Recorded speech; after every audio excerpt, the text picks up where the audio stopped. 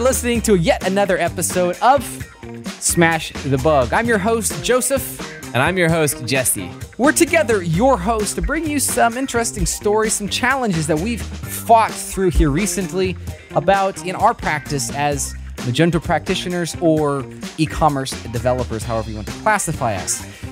If you have not already, please do take a moment to subscribe to this podcast, either on our SwiftAuto channel on YouTube or your favorite podcast syndication platform. That would be Apple Podcasts, Google Podcasts, Stitcher, or Spotify. And you're probably sick and tired of hearing me say those. But hey, I'm just going to keep saying those until you get subscribed. So yeah, make sure you get subscribed to one of those channels.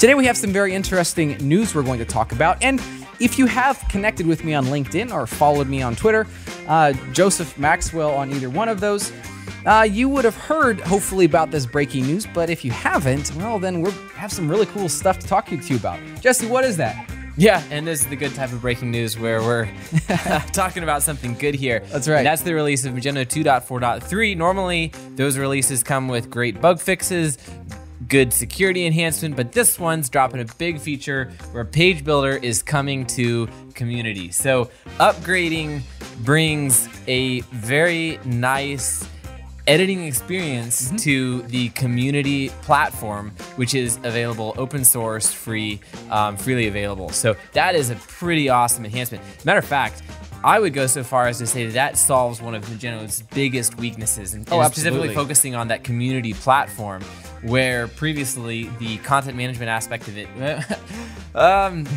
it wasn't great. I mean, no, yeah, that's putting it kindly. Yeah. It was lousy. It was really lousy, and that's what a challenge, to be frank, that we've had over and over and over again with our open source merchants. They're like, how can I make my website look good? How can I edit the content on a website? And to be frank, SwiftAuto.com has had the very same issues. And up to this point, the way we've solved it is and correct me if I'm wrong, Jesse, we use the FishPig and FishPig modules to integrate with WordPress. And I think that's and we started off with a combination of widgets and HTML markup, right? And exactly, things like that. And then we just moved over to a much more complicated system where we're using WordPress CMS capabilities and connecting it into Magento. But in our experience, and what we've heard from other people, it's touchy at best. Like if something goes wrong, and there was a situation we had go wrong a little while ago, which luckily ended up being fixed by a just a simple upgrade. I think it was of the module. But if something goes wrong, like WordPress gets upgraded in the wrong sequence or something like that, it can take the content management system down pretty quickly, and it's hard for, especially, okay, I'm a Magento developer, you have much more experience on the WordPress side, but it can be pretty disastrous. So, well, because you have three systems that are all pretty complicated interacting with each other. That's right. So you have Magento, you have the link in between that module that connects those two platforms, and then WordPress, and all three of those are fairly large, and there's a lot that can go wrong with that.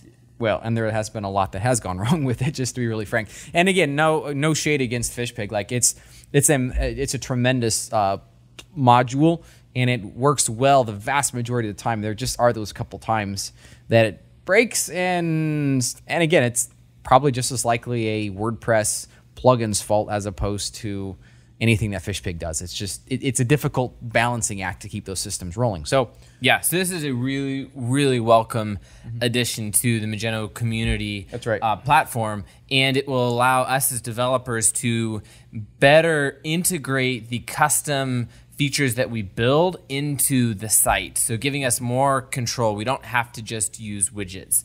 We can now do layouts and things like that using that page builder module, that page builder system. And I'm hopeful that they'll continue to improve the page builder module. It still leaves quite a bit on the table, but it's at least a good foundation to start from, and it's at least something that's that sort of like drag and drop modular component-based setup that people are so used to these days with the places like WordPress and other CMSs that are really good like that. Well, and I'll just throw this out real quick. I think since now Page Builder has been open sourced as well, that like the community can contribute. I'm really excited about that. I think that's going to massively enhance the stability of it. But also, I think we're going to start seeing module vendors come out with enhancements for this, or at least them integrating Page Builder into their existing themes. Yes. And my understanding is, and we were talking about this about for SwiftAuto.com, whether or not we switched to Hoova, and now that Page Builder has been released, because that was kind of the sticking point. At this point, we're using WordPress, FishPig modules for integration, but perhaps it might be best long term for us for maintainability, as opposed to having a WordPress familiarity on the team, being able to just focus completely on Page Builder. Now, we are going to miss out on some of the how do I say this? The WordPress features. For example, like the podcast syndication that we have built into WordPress, and there's going to be a couple of things like that we'd miss. So, but it could be that we might see a podcast plugin come out for Page Builder, or some of those more content management side. So it'll be curious to see what happens there. But we're very excited about Page Builder, as you can tell. Yeah, it's pretty awesome. All right. Jesse, you said you had an interesting story to tell. Something about zeros and nulls and falses and, I don't know, equivalents of all three of those? Yes, and the bug that I was tracking down in that brought me to that place where I'm where I was running into this core Magento bug that's actually bitten me twice now. There's what's that saying that's like once on me, fool me once, shame on you, fool me twice, shame on me, I think is how it goes. And that was me this week. Okay. It got me twice. Yeah. And I even looked, I was like, man, this seems familiar. And I looked through like Slack and Jira and GitLab and all those places, and I couldn't find records. I looked through my notes everywhere.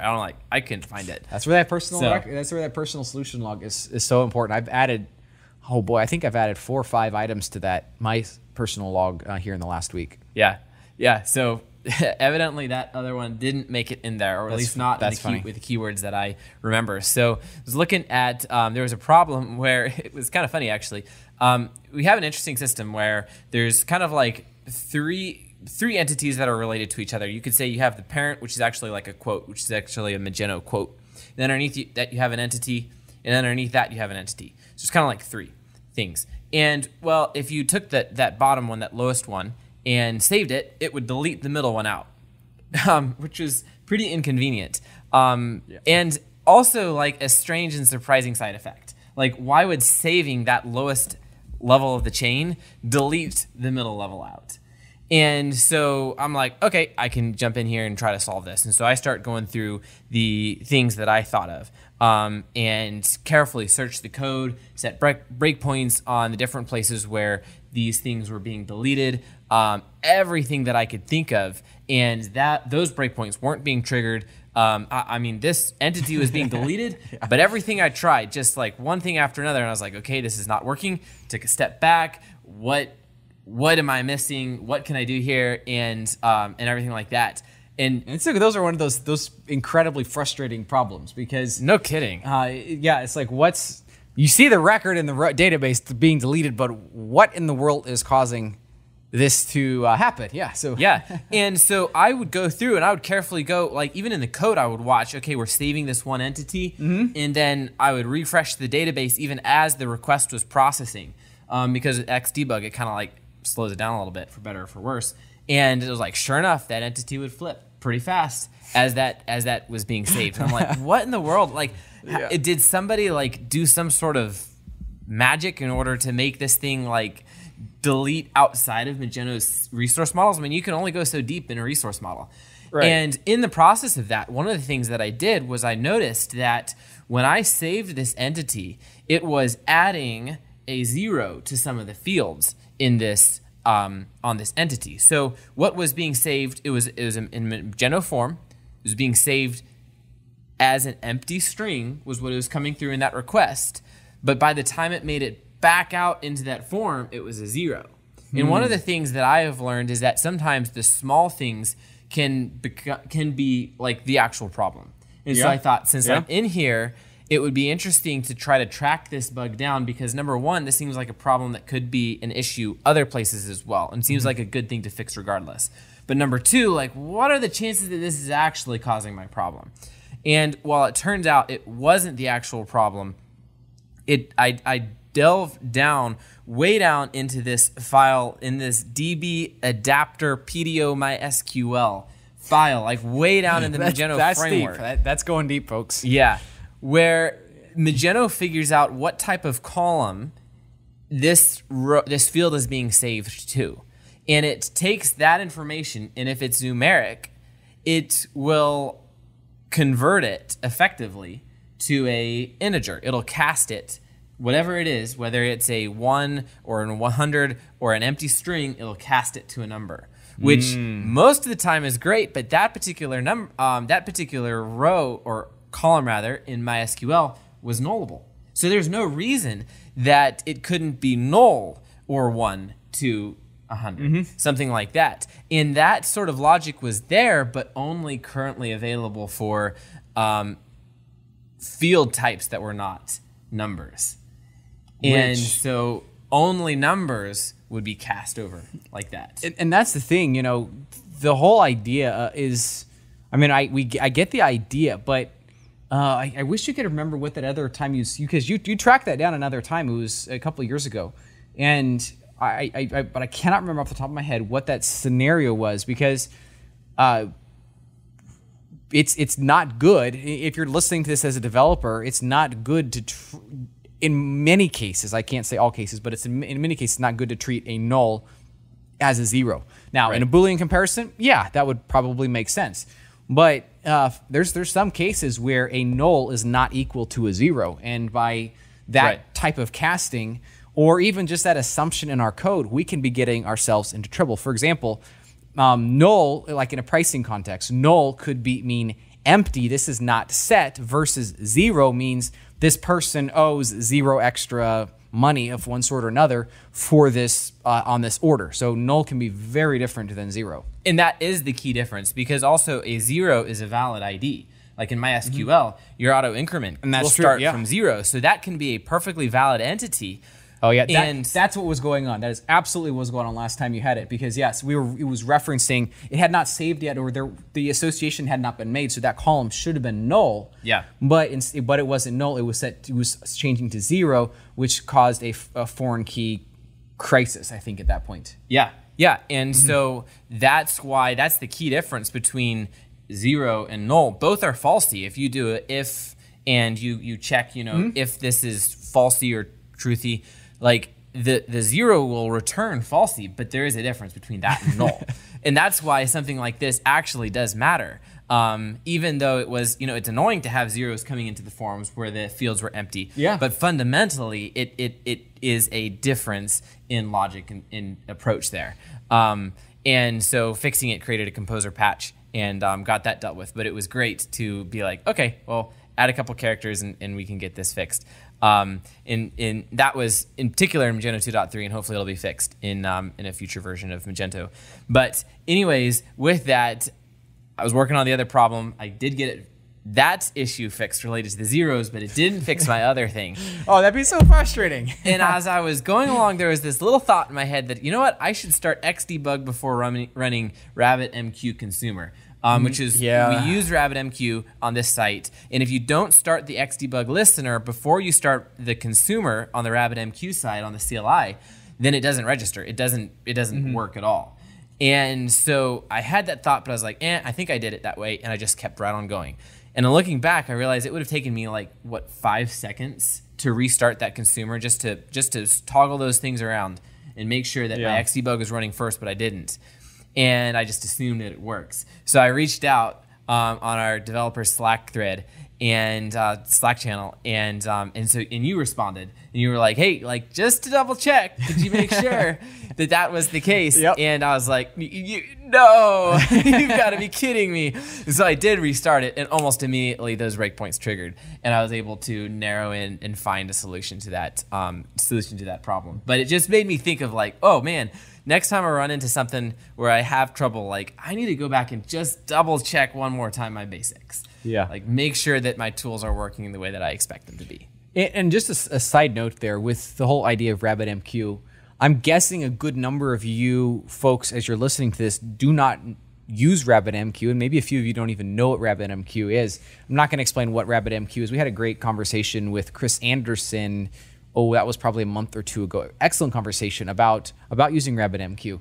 And we love it, like absolutely love it. It's for what we use on most of our hosting is Mage Mojo, and they have RabbitMQ built in. I think Commerce Cloud has RabbitMQ built in, and the idea is we can offload tremendous amounts of processing power from any web request. For example, recalculating quote totals.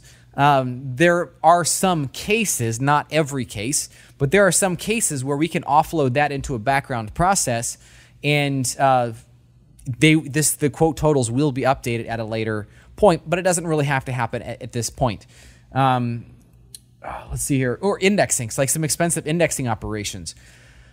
Right now, the Magento indexer, you can set it to be updated on schedule, which means it's going to update every minute, but that still runs through the cron.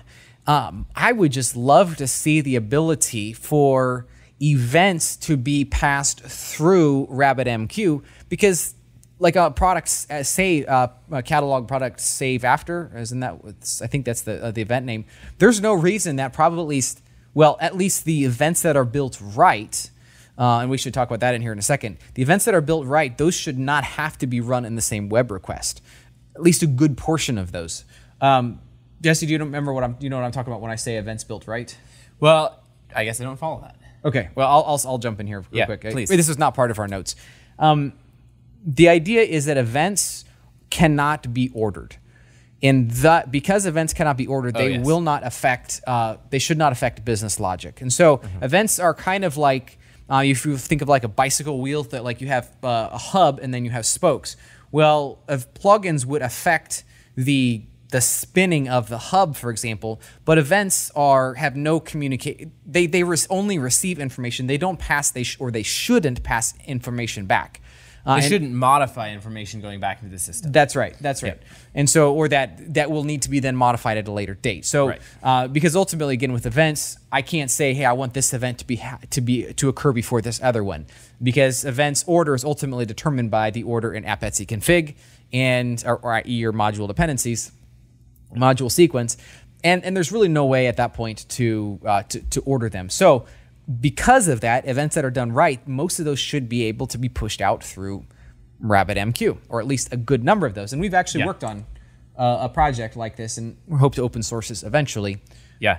And so an example for a good event would be something like sending a mail message there you go. Yeah. After like a user has subscribed or something like this. And let's just say we need to do a little bit of calculation or a little bit of work to assemble this mail message. It's related to like sending the emails customer. Expensive. Like I don't know why loading up the template's incredibly CPU intensive. Yeah. So something like that, and then maybe we need to run some numbers and calculate. And where it's related to this customer registration. So we want to send it at that time. We don't need to like do this on a cron or anything like that. But that's a great point to use an event, especially an asynchronous event, something like RabbitMQ, because we're just sending out information, and the system just says, hey, here's some information, and then our event, it's a really great way to decouple things, because our event is just like, oh, okay, well, this is helpful for me because I need to send out this mail message. But we wouldn't want to use it for something that modifies the customer information as it's being saved. That's for right. Instance. Yep. That would be a plugin. Well, I always say that's where the plugins come in. Exactly.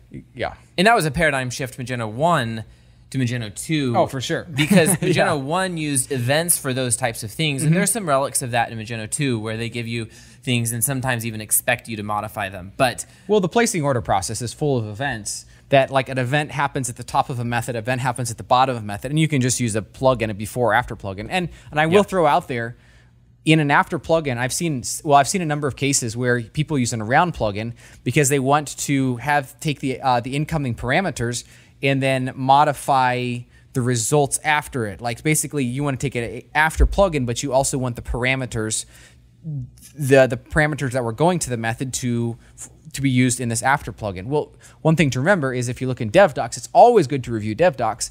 Is those parameters can be attached can be added into your after methods declaration. So the first one would be the subject, the object on which this method has been called. The second one is the return type, and then from parameters 3 on are the parameters that were passed into the method originally. So you don't have to use around plugins again unless you need to actually control, basically switch on or off whether that original functionality is run or not. Yeah, that was a huge update, and that was made a long time ago. Like, it wasn't released in the very first version, but that was a welcome update. And I won't take credit for it, but I remember at one of those hackathons in Imagine Hackathon, that was 2017, maybe 2018, somewhere in there. I went to a couple of them, and I was talking with one of the core engineers, and was talking about that. So I can't remember how. Well, I don't know if I was influential in that. So I'm not taking credit. Probably so. Partial credits to you. Thank you. For the sake of the podcast. Yeah.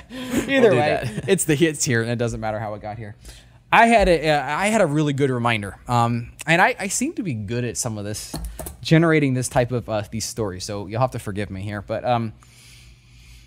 we created several tables and had them linked together via foreign keys. Which is good practice. Yeah, it is. Yeah, DbSchema and DbSchema.xml created those tables. Then I think we cleaned out the foreign key because we were a little concerned. We wanted the records to maintain their integrity even if there was a delete of this of the referenced table.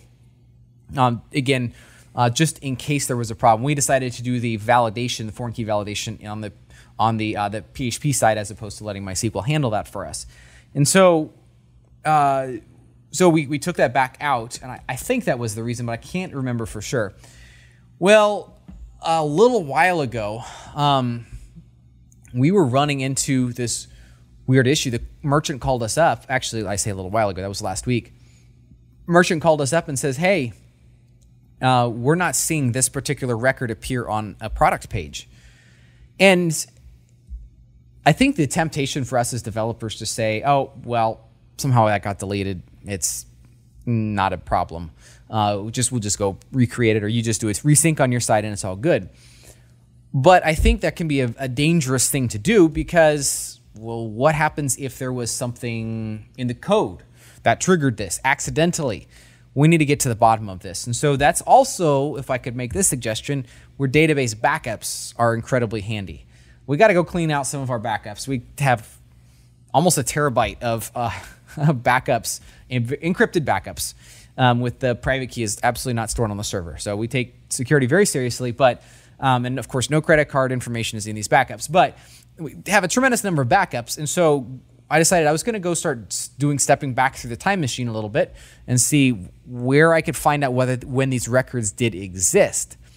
And I found out they exist at one particular point in time.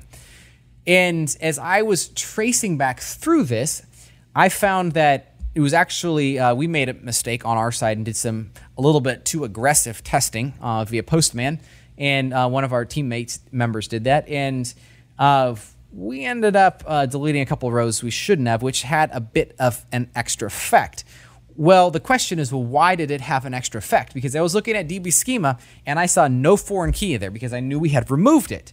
So why did these rows end up deleted from the database? Well, turns out I think I had missed a very important step. And the important step is this. Whenever we make a change in DbSchema.xml, we immediately go and regenerate the whitelist. The whitelist is something that's there's quite a little confusion around. We were even talking about this before this. It's like, what the heck is the whitelist? Like, yeah, the good modules, they all have this. They have DbSchema.xml, and then they have this DbSchema whitelist.json. So what's the difference? And we'll see if Jesse has any thoughts here. But I did not. I don't think I updated that. And as a result, when we pushed those changes up, the DbSchema.xml, it actually did not clean out that foreign key off that table, and thus the problem still existed, and it could exist for as long as until we caught this issue. Yeah, and I like your point about taking indicators as symptoms of bugs, because it is really, really easy to just gloss over something. Yeah, it is. And yet that's not going to satisfy the merchant, because if they're seeing symptoms, yes, every once in a while there is something that really is a fluke. It truly is something random, but a lot of times there's symptoms of something deeper. Oh, absolutely. And the problem is on some things where it could actually shake their trust in this application. And us as developers, it's our we want the trust of the merchant in us as developers. Okay, this person knows what they're talking about, but I think just as equally important, the merchant needs to trust their application as well. Yes. That this application is working, and I've heard it aptly named gremlins. These little devils or these gremlins that are hiding out in our code. There no such thing exists.